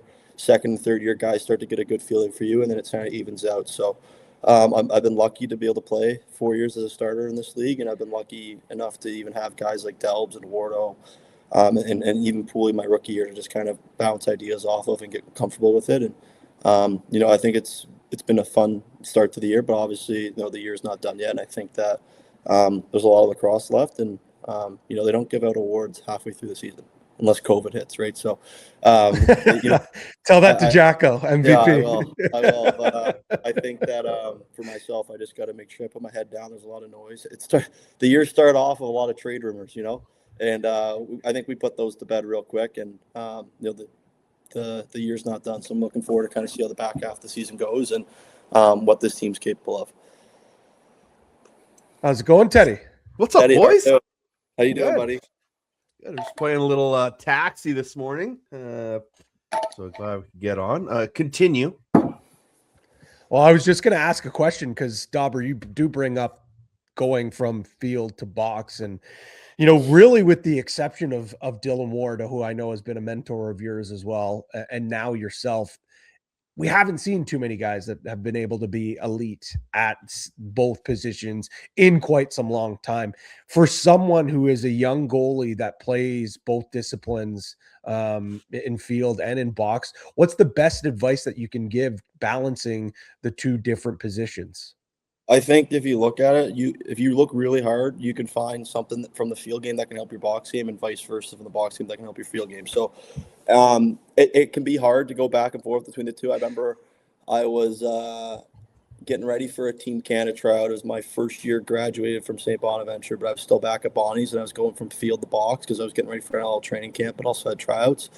And going back and forth between the two was hard because, you're sitting there, you want to eat one in the body thinking you got all the extra pads, but you actually don't. It hurts a bit more. So I think for myself, understand that there's two completely different disciplines with it, but you can still pull things of it. If you're able to stop a ball in a 6x6, you should be able to stop it by in a 4x5 in a sense, right? So I think that just having an open mindset into it and learning and being a part of it is huge. And one thing that's big for both with those, having a good stick. Like I think that, being able to outlet the ball and box across is a huge bonus. You look at a guy like Delbs, and he can get the ball all the way up there, but you got to have a good stick and field to be a good goalie too, right? Everybody at the next level can stop the ball. You got to be able to clear it. So being able to do that's a huge portion of it. And I think that's important in both facets. How I know, like you do some goaltending down in Georgia. You do some camps when you come back north here. Shout out Kai the goalie. I know you work with him, and it seems like I know you're passionate about lacrosse in general, but it seems like coaching is something that you're super passionate about. I know we're a long, long ways away, but is goaltending coaching or coaching in general something that you could see yourself doing when all things are done here? Yeah, 100%. Like I don't think I'm cut out for a real job. I'm a athlete at heart, and I think that I love the game a lot, and being able to do it as long as I can and play as long as I can is huge. But at some point, you got to realize you're not going to be able to play, and your body's not going to be able to hold up the way it used to. So you got to start to plan for other things. And I got to give a shout out to a teacher when I was at St. Bonaventure University. Her name was Dr. Paula. She made us do a project. If obviously you're all athletes here in our sports class, but if your career ended today, what would you do? And, you have to map it out and talk about it and have that idea in the back of your head. And I think that opportunity allowed me to actually really start my goalie coaching, company, just because it was in the age of the NIL. I could do the BD 45 goaltending. And I think that opened my eyes up to, hey, like this is what you can do if you want to stay around the game once your career's done. And, that can lead to different opportunities. I have my green card now. Maybe I go coach college lacrosse when I'm done. Maybe I don't. Maybe I coach in the NLL, or maybe I'm a GM, or maybe I do God knows what, right? And I'm hoping that's in 15 years from now, so a lot of things could be different. But Yeah, I do think coaching is a passion of mine. I've coached for a long time. My dad and my mom were both teachers, and they coached off to the side at their high schools, and as well as some of my sports. So I think following in their footsteps would be huge too. Does Kai the goalie have a good future ahead of him? I think so. I think he's got a good future. But you know what? One of the things all kids should know, and even I should know, you should never get too big of a head when you're in net, right? You always got to keep your eyes focused on what's next and have an open mindset and be able to get better, right? And I think for myself that's a huge thing. Like I've seen the Lax Mag post once a week about me. I'm getting sick of seeing myself on social media. So you got to make sure you focus on what you can control, and you put your head down, and you kind of have that hard hat and lunch pail mentality, and you go to work. Mm-hmm. I want to ask you a question about Sixes and maybe a little talk about your summer plans this year. A lot of talk about Sixes, and the format is it's not very conducive for goaltenders. How do you feel about the format, and how can they make it a little easier for you guys? To be fair with you, like I don't have an issue with it. Like I just think the expectation's a little bit lower. Like if you're saving the ball anything above 50%, that's really good, and that's the format. If you're 55 plus, you're all world. Sure. So I think for myself as a goalie, you got to change the way you train in a sense that you're not focusing on the outside shots as much. It's more inside and mid range. And I think just because of the World Games, right, you miss the net from outside shots going the other way. So if you're able to force guys to miss nets, one, they're going to be gripping their stick a little tighter if it's a gold medal game, or, two, you're able to develop your game and make more saves. So I think that you got to change the way you play it. But at the end of the day, you're still in a 6x6. Your job doesn't change. You're supposed to keep the ball out of the net. So why overthink it when you can just go out there and have fun? If you get scored on, it's not the end of the world. If you get scored on, just hit the up and out guy. And it's one of the old ones. Hey, I don't care if I get scored on 4 times. Just make sure you make up for it on 5 of the other ones. Right. I do think it can be complicated sometimes, but you just want to give yourself the best chance of making saves. And if they score, they score. Who cares? We are working towards LA 2028. This is going to be a busy summer for a lot of people. Do you plan on playing in both PA, LA, the Pan American Lacrosse Championships down in Jamaica for the World Championships of men's lacrosse, and then in Oshawa for the PLA Sixes? Yeah, to do both? I think the plan is there. If they want me there for both, that's great. I guess now because it's a part of the Olympic lacrosse or Olympics in Canada, and they care a lot about their world rankings. The boys get a little cash, a little kickback, right? Which I didn't know about before. So I'd way rather play Sixes lacrosse than go do a camp on the weekend. So I think that fair. I'll be more prone to doing it and more opportunities. And I believe that those 2 opportunities as well are chances for teams to qualify for the Olympics. I'm not 100% sure. I got to read more into it, but I do think that's something that's in the back of my head that I'll be looking forward to doing. And if we're doing it in the middle of the field season, then there's no-brainer for me to go to that. That's what I think about my best for field lacrosse anyway. And depending on when it is in the fall, we'll reevaluate. And obviously having a good relationship with Eddie Como, I might talk to be like, hey, do you want me to do this, or do you want me to start focusing more on camp? Like, and he's kind of caught in between the two of it, right? Because he's obviously his job is the coach the Swarm, and if I were to get hurt there, I don't think he'd be too happy with me. But at the same time, he's got to make sure he can put a team forth that can play well and represent Canada the right way. So, and if I don't, I know we got lots of guys that are pretty good that could do the job just as good, if not better than I can. So I know we're going to be okay in the goalie position for a while in Canada. Yeah, young Grayson Manning's got a bright future ahead of him. Did you get a chance to watch, what he did in Jeju and just sort of the excitement that level was for those young men?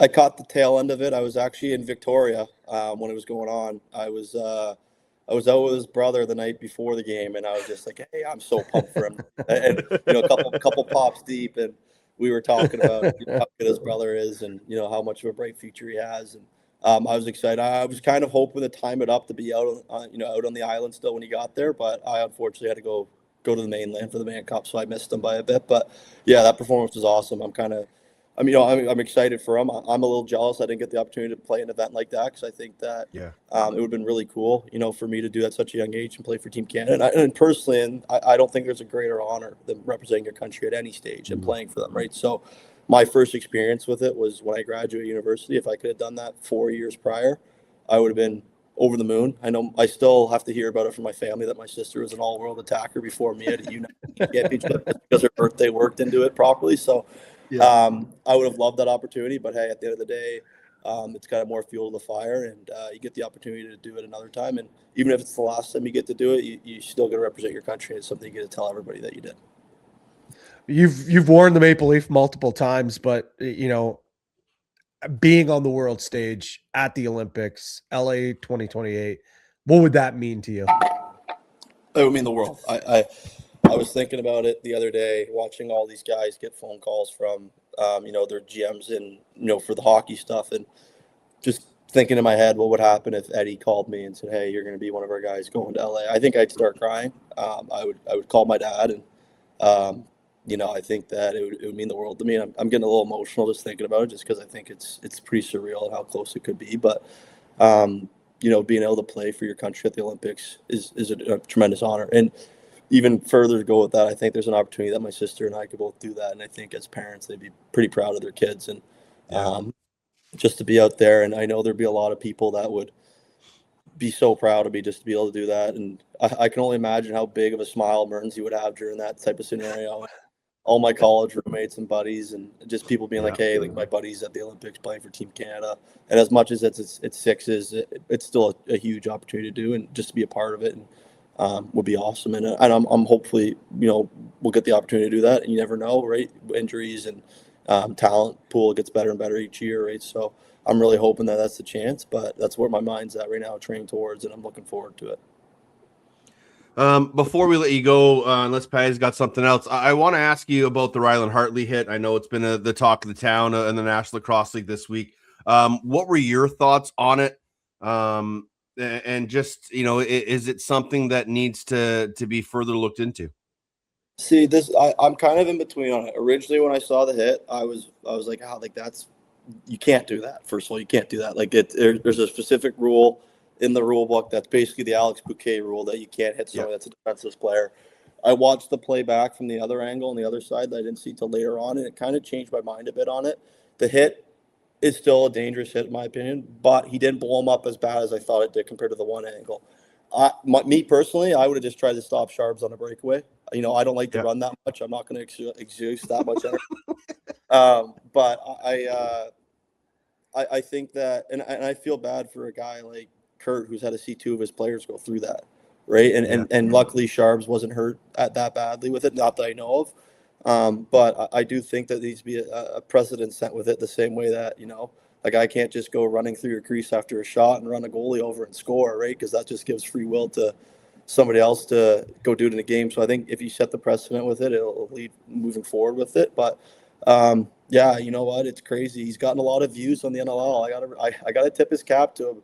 And I think one of the things that I loved, that I didn't love but loved at the same time, was like as soon as he did it, saved the ball and then knew, like almost like you're playing cello, you hit somebody, gloves off immediately. Yeah. He knew it was coming.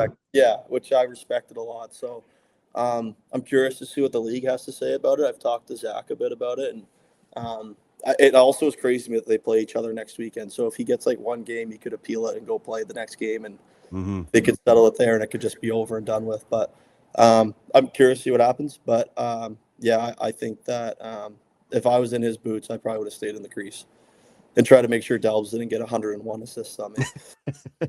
True. I'll leave one on a little bit of a lighter note, because we did talk about Utah the possibility of getting an LL team. Well, a team that maybe you thought never could get an LL team is Oshawa, your hometown. Unfortunately, you don't get to play there this year, but just, was it ever a thought when you and Dyson and Sean Wesley were playing for Whitby that just, in a few more years, a pro team in the NLL could land in Durham region? No, I would have never thought that. And to me, like when I was younger, the pro team was to go watch the Brooklyn Red, but now the Brooklyn Lacrosse Scope, and go watch Willie play. And the fact that we have one that close, I promise you, I probably would have been at every game. Every game, I would have been begging everybody for a stick, begging for whatever, being one of those rats that just don't leave the players alone. And I think that it's really cool to see. And honestly, it's been received very well by the community, and I was very excited to see that. I was originally skeptical about it because, the NL being the next major league, you don't necessarily want to go to a small city like that, and it's so close to certain areas. But at the end of the day, though, the Durham region's got some of them. It has pretty much. I think it's up there for the most populated area for lacrosse in Ontario. If it's not there, I think it's Ottawa, and Peterborough's just outside of it, right? So, and I've also been very happy to see that they've had a lot of local small businesses involved with the team, and I think that that's huge for the town. I mean, the town of Oshawa, downtown Oshawa, you don't necessarily go around too often, but being from Oshawa and being able to say like, hey, we got a professional lacrosse team, that's pretty cool. Like I remember going to a lot of Oshawa Generals games as kids, and I thought that to me was the NHL. I got to watch John Tavares play. I got to watch Cal Clutterbuck play. I felt like those guys were the mayors of the city, right? So I felt like now that you get to see a guy like Dice, and Dice, my sister calls him the local legend. Like he is the local legend. Like he gets to be the face of that franchise for a long time. He gets to do something that I'm sure he's dreamed of for a while, but gets to do in his own backyard. And I think that there's going to be a lot of kids in that area that are going to obviously wear the number 51 for Dyson, but they'll also know the legacy of where the number comes from and why he wears it, and all those things for his brother too. So I think that it's pretty cool to see, and I'm hoping that it does really well. I want them to succeed, but at the same time, I just hope they don't have any success against the Swarm, because I won't be hearing the end of it from Dyson. Well, we know that one of the hottest tickets in town next year will be when the Georgia Swarm roll into town for Oshawa. I know we don't do a ton of non-all-Canadian matchups, but maybe we'll have to get TSN to pick up that one, because that's going to be a lot of fun. Dauber, we always appreciate you coming on, man. We love having you. I know you got a busy afternoon ahead getting ready for this big matchup against Vegas this weekend. But again, thanks for coming on, and best of luck this weekend. Thanks, boys. Appreciate it. Thank you for having me. Oh, my goodness. Oh, my goodness. All right, there's Brett Dobson, brought to you by the Goalie Factory again. Check out the Goalie Factory on Instagram at @goaliefactory_ or visit them goaliefactory.ca. Love talking Dauber. I'm glad that after that Edmonton game, that shot he took to the face, that he's kind of recovered from that. But man, this is a guy that has an incredibly bright future for him and could have a very busy summer. He's hoping that the Swarm go on a late run here into late May, early June. He'll step right in to the Utah Archers net for the PLL. I mentioned the PALA, so that's the Pan American Lacrosse Association. That's 22 countries in North, Central, South America, and the Caribbean. So there could be a lot of countries competing in the PALA sixes and the PLA championships. One will be sixes, one will be just general field lacrosse championships. Those will be down in Jamaica in the summertime. And then the sixes will be, I believe, in late September or October out in Oshawa. Man, this guy's going to be a busy fellow over the next couple of years. Oh, is he ever? But the guy loves lacrosse. Like he is a self-proclaimed lax rat. Like on his vacation, like he went out to visit some friends in Victoria, and like he cut his trip short because he's like, well, I got to go see the Man Cup as well. Like he just, he eats it, he breathes it. He's a fan of the game at his heart. And I always love talking with Dauber, man. He is a great character. And I can't believe I forgot to bring this up, because Jacob McDonald of Anything Lax compared him as the Patrick Waugh of the NLL. And I know he used to be a Habs fan, and I say used to because, as he explained in that interviews, he's changed his allegiance to Utah. So I wanted to get his thoughts on potentially being the Patrick. What was the correlation? What was the correlation between Waugh and Dauber? I think he was saying just like his personality, a little bit of fire. And then I think in the comparison of the cross check to Ian McKay's face. Unfortunately, Patrick Waugh cannot hear him because he has his 2 Stanley Cup championship rings in his ears. Week 11 in the National Lacrosse League will be an interesting one. None on Friday night, which is a rare thing in the NLL, so everyone can just kind of hang out to start their week. But Saturday we get going. We will be in Hamilton for the Firewolves and Rock. We've had a chance to talk with both teams. I don't get the sense of, bad blood building from the GTA rivalry and who's part of the GTA and not. This goes beyond that. These are two teams that just want to start winning, or especially for Oshawa, want to start winning lacrosse games again. And for Toronto, they want to keep winning games. And for the Rock, a lot of that goes through CJ Kirst. I wasn't on the call. I was busy yesterday, but you had it, and Doc had a chance to talk with CJ. How is he adjusting to NLL life, and what have you taken away from that conversation?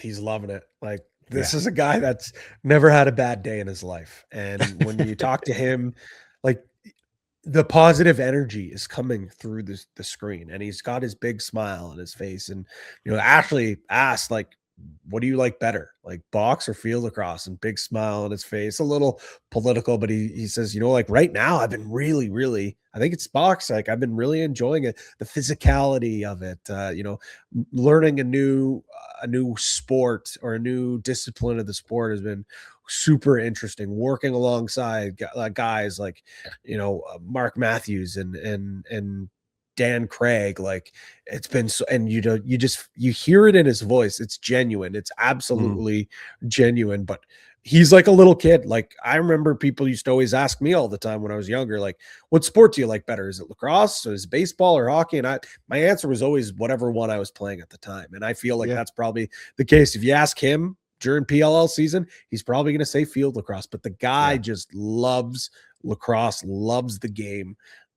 And talking to everyone else in that organization, they say like the same thing. It's like he comes to the rink and it's high energy, high positivity right away. Everyone gets dapped up. Everyone asks how's things going. And during practices, he's asking questions. He's a sponge. You always hear that term from coaches, but like, it truly is the case. He wants to get better. And the thing that is great, he wants to learn the game more and soak in all that information. But as he's doing that, he's still being CJ Kirst, and he's still being himself. He's not trying to turn himself into another player. He's just trying to take other aspects of the game while being CJ Kirst, because we're still seeing him put the ball in his other hand. We're still seeing him sweep the top. We're still seeing him jab step underneath and rip a shot on the run. He is literally changing the game. But the only thing is, there's only one CJ Kirst on the planet. Guys like him don't grow on trees. I think we are truly, truly starting to see the start of something very, very special with Kirst.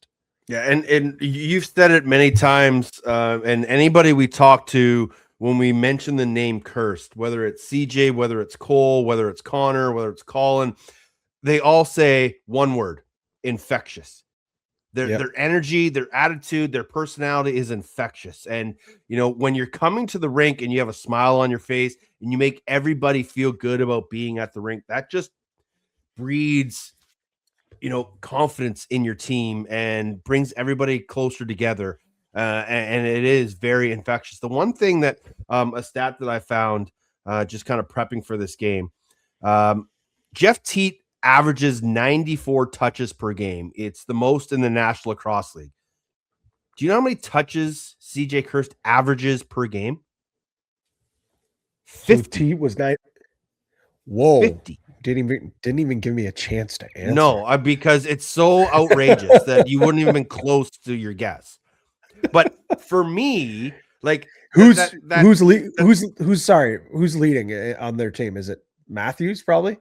That I didn't look up. Okay, it's okay. I'll find it. But it's just crazy that you have a guy that their offense really runs through, but he's still not touching it as much as you would think he should. Yeah, which is maybe a little concerning at times, but it's just incredible to see how effective he can be with so few touches. I would actually say that might be something. And Mark Matthews positive. does lead the team with 352, so that's just over 50 a game. So like CJ's just under 50 and Mark is just over 50 a game. But again, okay, that they're either distributing the ball a lot and everybody's getting touches. Oh, I lied. Challen Rogers 372 leads the Toronto Rock, which makes sense. or they just don't have it as much on offense? I'm leaning towards the fact that it's twofold. One, I do think that it's that everyone's kind of getting their fair share, and that, yes, you're probably right. They're losing the possession game a lot of nights because they don't have a face-off guy right now with TD Erlin on the shelf. But I would argue, you said it's a little concerning. I think it's a little promising because he's still putting up 33 points so far and scored 18 goals so far, while not having to have the ball in his stick. And a lot of the times, these Americans that come in right away, like the Michael Sowers, even a Brandon O'Neill, they need the ball in their stick to be effective. I think his progression with the ball out of his stick really has come a lot faster than a lot of people have expected with his game. I agree, 100%. And I talked to him. I said, like, not everyone always talks about small sample size of box lacrosse, and it is true. But like, the kid played a full year in the summer in Mimico. He played on that great Team USA team in Utica. He also mentioned, like, he played a couple of tournaments a year down in New Jersey with his brothers in box. So he has it, but like, taking it to the next level is just so much different. So with all that being said, yes, he has more background in the box game than we're giving him. It's still not at the level, or, like I said to him, like, Owen Hiltz, the kid was born and raised in a box in Peterborough. The fact that he's been able to pick up the game this quickly is very impressive. Yeah, Hiltz only 276 touches in the 7 games 7 games that Toronto has played this year. So Kirsch is getting his touches, but I'd like to see him, be a little more, offense goes through him. Yeah, you agree? Good. Yeah, Philadelphia. You were going to say something, then you just decided not to say it. I was going to say something, but it was going to open up another can of worms, so I'll leave it. Okay, let's close the cans. Philadelphia at Buffalo, also on Saturday. Again, all these games are on Saturday. It's busy Saturday night. I talked to Paul Day a little bit, just, about some other things, and I asked him, are teams burning down your phone lines, just calling you? And he's like, we haven't been that great. I don't know, like, why people would want to call. So I was like, they might want to, go after a Joey Rez or something like that. He's like, yeah, we've gotten some calls. So maybe it's a sign of a 1-6 team and people are staying away. But, Philadelphia hasn't been very good this year. I still think there's some pieces on that roster that teams might like. But this is a Buffalo team that we talked a lot about. So talk to me about Philadelphia. Is there any sign for this team to turn things around? They are a very sort of American heavy offense, more so than any other team in the league. They haven't been getting great goaltending. They haven't been getting great defense. They just can't really figure it out right now. Is there any sign of hope for this Wings organization? Listen, I would probably put up a stink and say their goaltending has been fine. Nick Demuth's got an 80.2 save percentage. Even Deacon Knott with 100 plus minutes he's played, he's at a 79.1. It's just they're seeing way too much rubber and they fall apart. I always thought this defense was going to be a problem, and not in the good way that the kids say. I just don't think they have enough pieces back there. They have some great players, but for me, it's not a strong enough NLL defense. And I'm being proven wrong here, and I'll wear it, because coming to this year, I said, well, their offense should be fine. They're going to put the ball in the net. Their offense is going to score a bunch of goals. It's the defense that's going to be a bit scary. The offense has been nowhere to be found in the last 3 games. 7 goals. Like, it has been underwhelming. It has been uninspiring. It seems like it's one and done. It's one chance, and it's either in the back of the net or it's a save, a loose ball, and the other team's going the other way. They're just not getting repeat possessions. Joe Resetarits, for as much as I love his game, friend of the program, and still 30 points in 7 games, I'd like to see him be a little more assertive and start shooting the ball more. I know he's trying to find other guys on the floor, but hey, Joe, your assists would be, they're not going up any higher because not a lot of other guys have finished the ball except for you, Eric Fennell, and Brennan O'Neill right now. Yeah. Start shooting the rock a little more. I'd like to see Brennan O'Neill get even more assertive than you have. Eric Fennell's probably been the brightest story there for what he's been able to do. Phil Caputo's been hurt in and out of the lineup. That certainly doesn't help. Feels like the insertion of Michael Sowers is kind of like eliminated Sam LeClaire. It's just this offense has no identity, zero identity. They haven't been able to find it. And to answer your question, no, I don't think they can turn this thing around. I don't. I really don't. And I think you got to start thinking of the future. Yeah, and I think you need. It's not. We don't need hero ball, right? We don't need guy packing it for 20 seconds trying to beat 4 or 5 guys on the D. But you said Rez, O'Neill, like assert your dominance, like show that you're the top players on this team, and you don't have to like. I don't see them taking the game over, but they have the ability. Brandon scored 6 already this year. We've seen Joey Rez go off for 10, 11 point nights. Let's see those guys show up each and every night and just show some fire and try to lead this team. A couple more wins would go a long way for this club down the stretch. A couple more wins would go a long way for the Calgary Roughnecks. They're 1-6, coming off a couple tough losses in their last few games, taking on the Ottawa Black Bears on the road at 4-5. Ottawa, a team that's kind of up and down, hot and cold. They have the abilities to play some good lacrosse, but I think this is a game where they have to just, right the ship, get back to 500 and start to show that, they can be a top team in the National Lacrosse League. Is this must win for Ottawa, or is it too early for must win?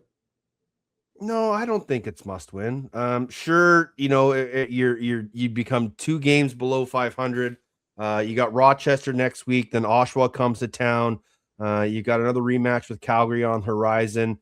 It's not essential. If they lose their next 2, if they lose this one, then going into that Rochester game, then we start to get into must-win territory for me, but not quite yet. Fair enough. I think it's pretty darn close. Yeah, I think it's get right spot. A Calgary team that last week obviously showed, and every week, to be honest, Teddy, they've shown some spark and they've shown some gumption. But I think it's very apparent that they are, like we said, with the Philadelphia at the bottom, they're just not there. They've got great pieces, and I think they have bought in. It's just a full 60 just hasn't been able to happen for this group many times this year. The defense, when it's bad, it is really bad. When it's good, it's solid, but when it's bad, it's really bad. So if you're Ottawa, you have to take advantage of those lulls when they're not playing two-hand tough, when they're not being aggressive and physical and finishing their checks. Ottawa has to take over. They have to. And I know there's a lot of discourse right now being like, oh my God, like last year and the years before, it's just Jeff Teat. Now it's just Rob Hellier and Jeff Teat. Like, I still think Riley O'Connor's having a great season. I think some of the other guys probably need to step up a little bit. Agreed. But for me, it's like, I think we're seeing it when Zach Higgins is not standing on his head, this defense gets very exposed. And Zach Higgins probably be the first one to tell you he is not having a good season. 74.7 save percentage, 12.10 goals against average. There are more times than not where I'm thinking like, Higgy, you got to have that one. There are a lot of times where it's just he's seeing too much rubber and the defense is overcompensating and just looks out of sync. Bad matchup decisions. It's just I really do believe, Teddy, that for this team to go deep, Higgins not only has to be better, but he's got to be like what we saw last year, and he's not even close to being where he needs to be right now. Exactly. Maybe sneakily one of the games of the week, Vegas at Georgia. I honestly didn't think this would be a game of the week possibility heading into week 11, but man, these two teams are playing some incredible lacrosse, both above 500. I don't think Vegas has been above 500 this late in the season. before. So this is a huge moment for them. Obviously, we talked about no Chase Fraser in the lineup. They could be getting Tyson Gibson back. But this Georgia team, man, we talked, you especially, their defense is great. Their goaltending is good. Where's their offense going to come from? The insertion of Torrin Eccleston has really helped this offense. I like Caleb Benedict's game. Lyle Thompson is starting to come into form. Nolan Byrne has just been phenomenal. But it's the Wiley veterans. It's the Cole. It's the Jackson. It's the Jordan McIntosh, who's having a transition player of the year type season. That's really helping this team find an extra gear. And those young guys are holding on to the back of the jerseys as the old dogs are pulling them into the fight. Yeah, this team's so much fun to watch. And it's so funny because at the start of the year, they were the most boring team to watch in the league. But now that the rookies have found their footing and they're pushing the ball like that was a truly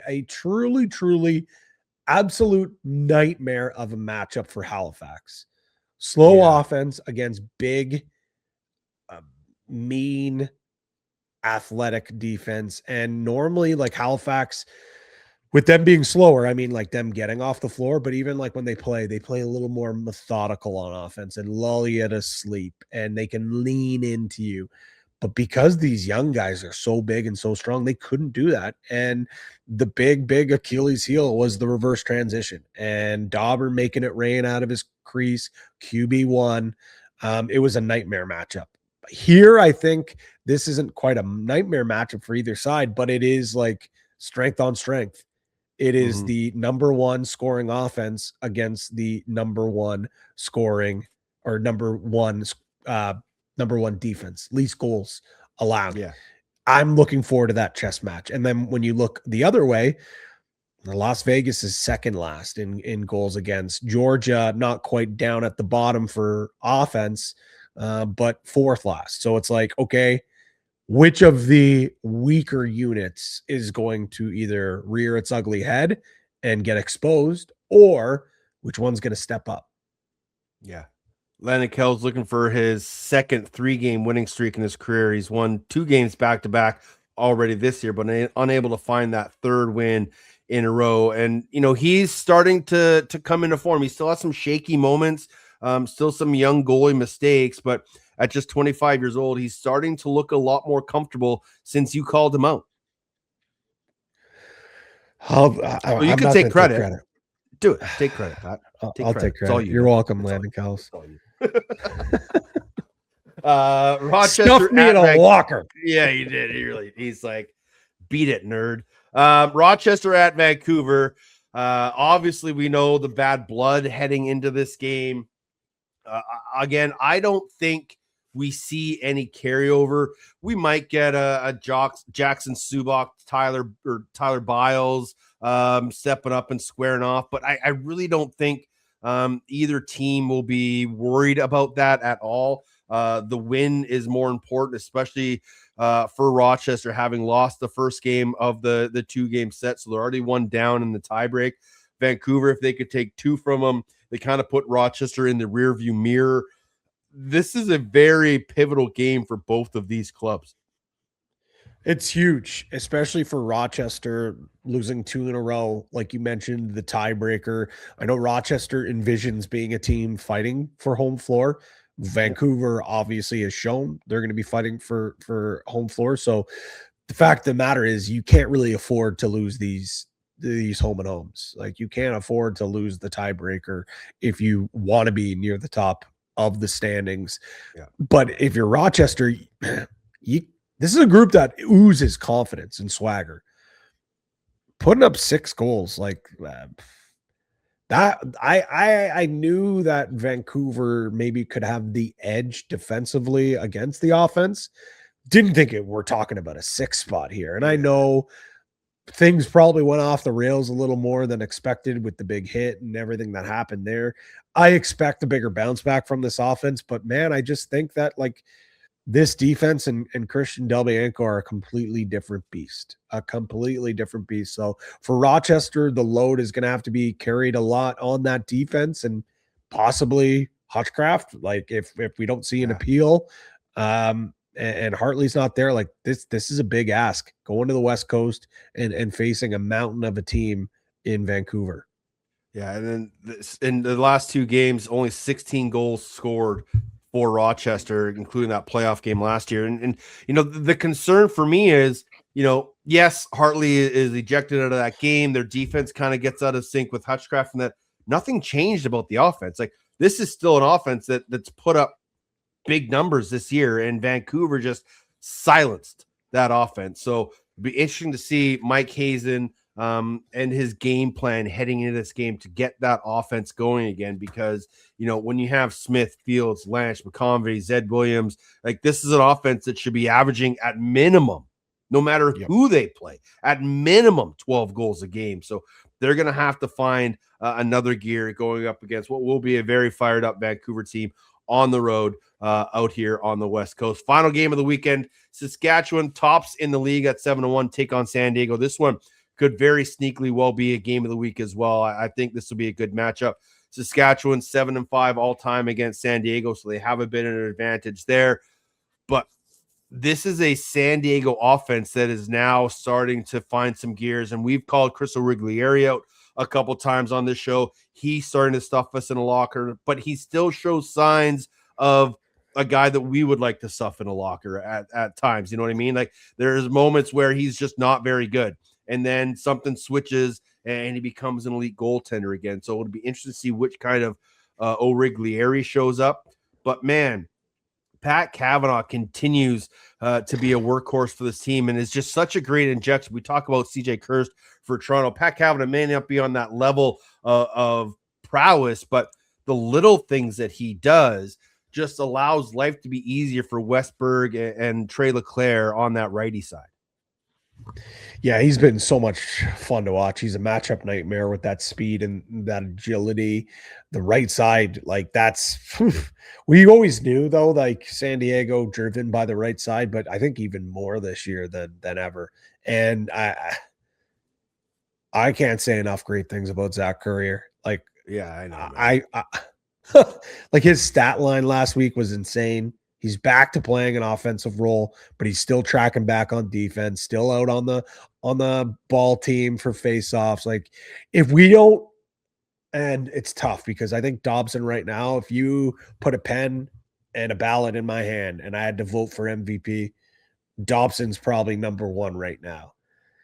The fact we didn't get the vote for Courier because he wasn't on the MVP ballot, I hope we have that opportunity. I don't know if he can dethrone Dobson or if Ottawa's to finally make the playoffs and Jeff Teat finally gets his MVP. I don't know, but what he's doing, when you look at the true term of most valuable player, it's hard not to have him up year after year for just the abundance of things. And champion data, can we get time on the floor? Because I'd love to see what his numbers look like. Yeah, no doubt.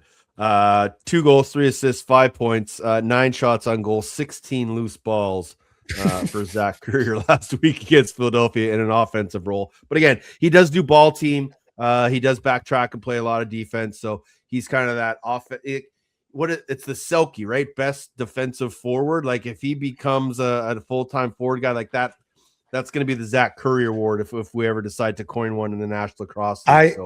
You and I have talked about this. I know Shanny is big on it. Get rid of transition. I'd love for it just to be forward and defense. And before the game, you're listed as that in the lineup, because I would love to have like an offensive defenseman award and then like some sort of Selke award, or even if it's just like the best two-way player in the game. I think that'd be a lot of fun to see. But I mean, Courier would probably be up for it every single year. It's crazy just in that line, because you talk about get rid of the T designation. When you go to champion data and they break it down between, like, overall forward point scoring, rookie scoring, and defensive scoring and stats, Brian Cole, Challen Rogers, Ian McKay are the top 3. And those guys are pretty much playing straight O for their team. So those guys aren't defensive players. They are forwards who have the ability to go back and play some defense. Like, you're right. Let's get rid of that T designation completely and just have O guys and D guys. And then we can actually say, hey, Zach Courier, you're an O guy this year. Challen Rogers, Brian Cole, you guys are O guys. We don't need any more confusion. Let's stop, handcuffing these D guys and putting their stats lower than where they should be because we decided to put a T next to somebody's name. So that's week 11 in the NLL. No games Friday, 6 games on Saturday. So charge up your iPad, your computer, your Google Chrome, and get an extra cushion for your couch because it's going to be a busy, busy Saturday night. Let's check in with the Polar Bears. Time for box bets here on Off the Crossbar. Time now for box bets, your source for all the lines, odds, and props from across the world of lacrosse. Brought to you by Coolbet.com. Stay cool, bet responsibly. Hey, we're having a good day, lads. And we're still in the mix, baby.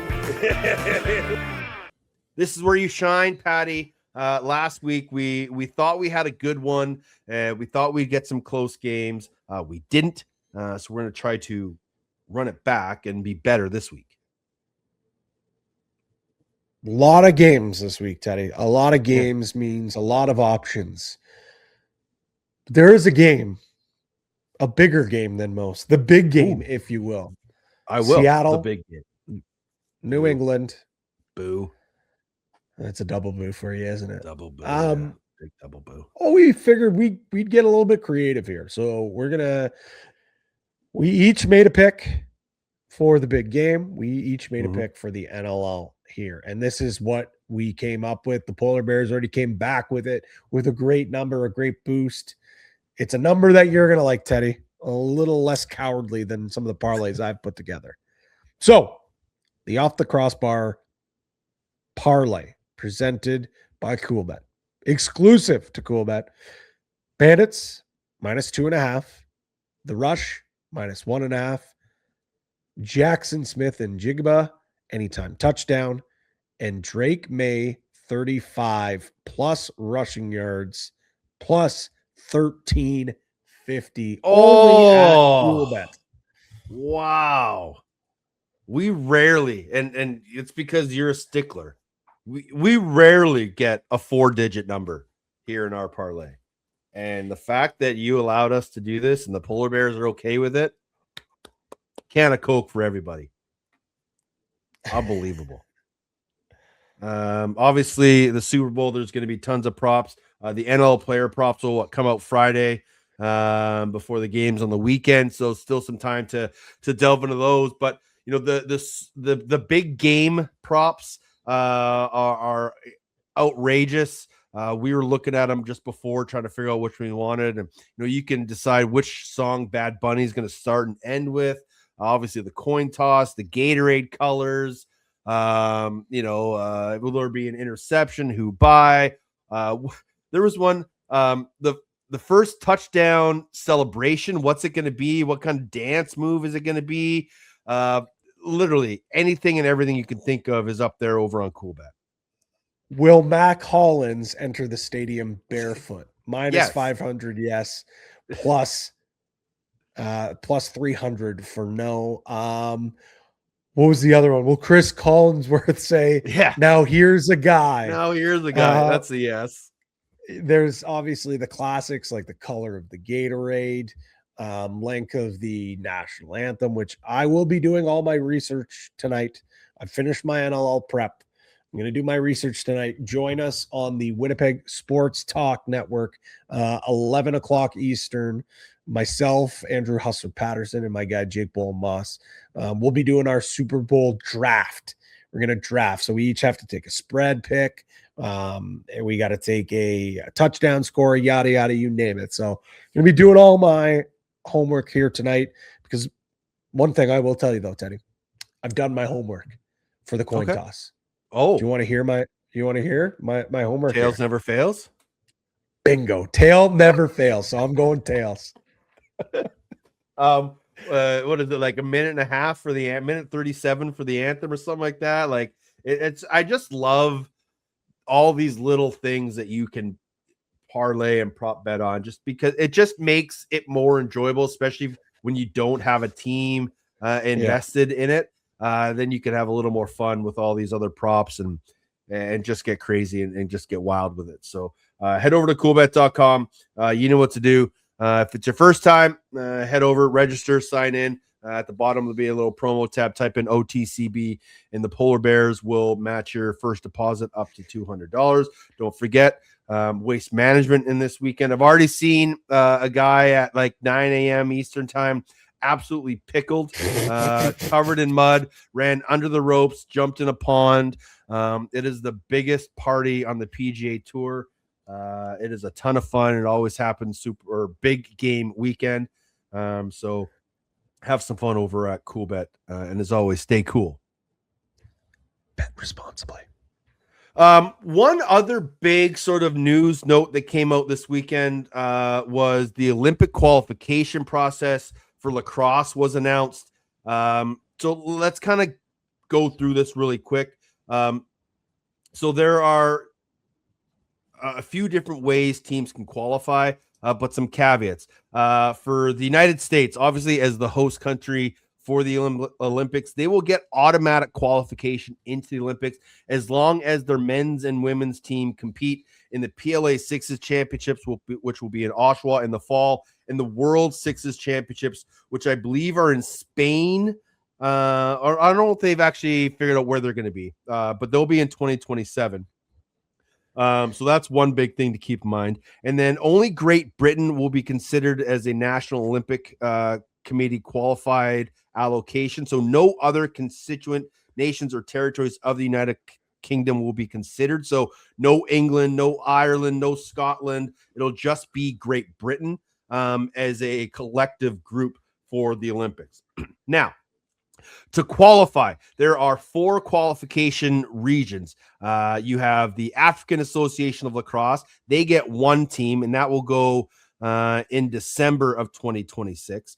The Asia Pacific, which is the Asian nations, Australia, all our surrounding areas, they will get 5 teams, and that goes in October of 2026. The European Lacrosse Federation, they will get 5 teams. That goes in early November. And then the PLLA, the Pan American Lacrosse Associations, again, 22 countries, North America, South America, Central America, and the Caribbean. They will get 5 teams as well. And one of those teams will be the United States. So 16 teams will qualify from the continental qualifiers, go to the World Championships, which will be in 2027. And from that, 4 teams will qualify. So you get 4 teams qualifying from that. You'll get the Americans. That'll make 5 teams. And then the 6th team will come from the final qualifying tournament, which will be March or April of 2028, just before the Olympics. And that will give you your 6 teams for the Olympics. Now, I know a lot of people are saying, well, why just 6 teams? Well, because 1, we're a new sport to the Olympics. And 2, the Olympics want to keep the number of bodies coming into the athletes' village down. So we only allowed 6 teams. And obviously the big question, Haudenosaunee. Well, one of the notes that was put out in the publication by the by World Lacrosse and the Olympics, full or multi-nation members of World Lacrosse, so these are basically countries or teams, must be an IOC recognized National Olympic Committee. And as of right now, the Haudenosaunee aren't an IOC recognized NOC. They're also not a United Nations recognized nation / territory, country, peoples. So that's another thing holding them back. And again, I know everyone's saying if the Haudenosaunee aren't there, lacrosse shouldn't be there, people shouldn't be playing. Well, if you do that, that's just as unfortunate and sad as it will be. It would just set the sport of lacrosse back in the Olympics even further. And then you'll get the people saying, well, then screw it. We don't want to be in the Olympics. Well, that's just stupid. We want to be in the Olympics. We want our sport to be on the grandest stage of sports the world has seen. So, yes, it will suck. But to have lacrosse on the world stage will be something that we haven't seen in over 100 years. It will be great for the game of lacrosse and great for the growth of lacrosse. And we're unfortunately just going to have to live with that decision. Are people still trying to work to make it happen? Yes. Is there a chance the Haudenosaunee compete in the PLLAs and the World Championships? Yes. But as of right now, I don't see that path coming to a promising end. Yeah. It's unfortunate, but like you said, it's still there. There still is a glimmer of hope. People are trying to, but it's not just as easy as saying, all right, guys, we're accepting you. Yeah. Trust me. People are trying really, really hard to make this work. I hope it works. I really do. We'll keep our fingers crossed. And as always, we will keep you up to date on how things go leading up to LA 2028. Thanks to Brett Dobson for stopping by, give us some time on the show this week. Always love chatting with Dobber, one of the good guys in our sport, big friend of the program. Thanks to you for tuning by and listening to us ramble for another week. Again, 6 games in the NLL. They all start on Friday. Oshawa at Toronto. It's your TSN game of the week. Then you got Philadelphia at Buffalo, Calgary at Ottawa, Vegas at Georgia, Rochester at Vancouver, and the rematch of last week's debacle in Saskatchewan down in San Diego. He is Pat Gregoire. Find him at P. Greggy. I'm Teddy Jenner at Teddy Jenner, the show at OTCB_podcast or on Instagram at OTCB Podcast. If you do go to a game this week and take a friend, if you take a friend, take 2. Buy him a beer. Lacrosse, friends, and beer, the perfect trifecta. And until we speak again, stay safe and be excellent to each other.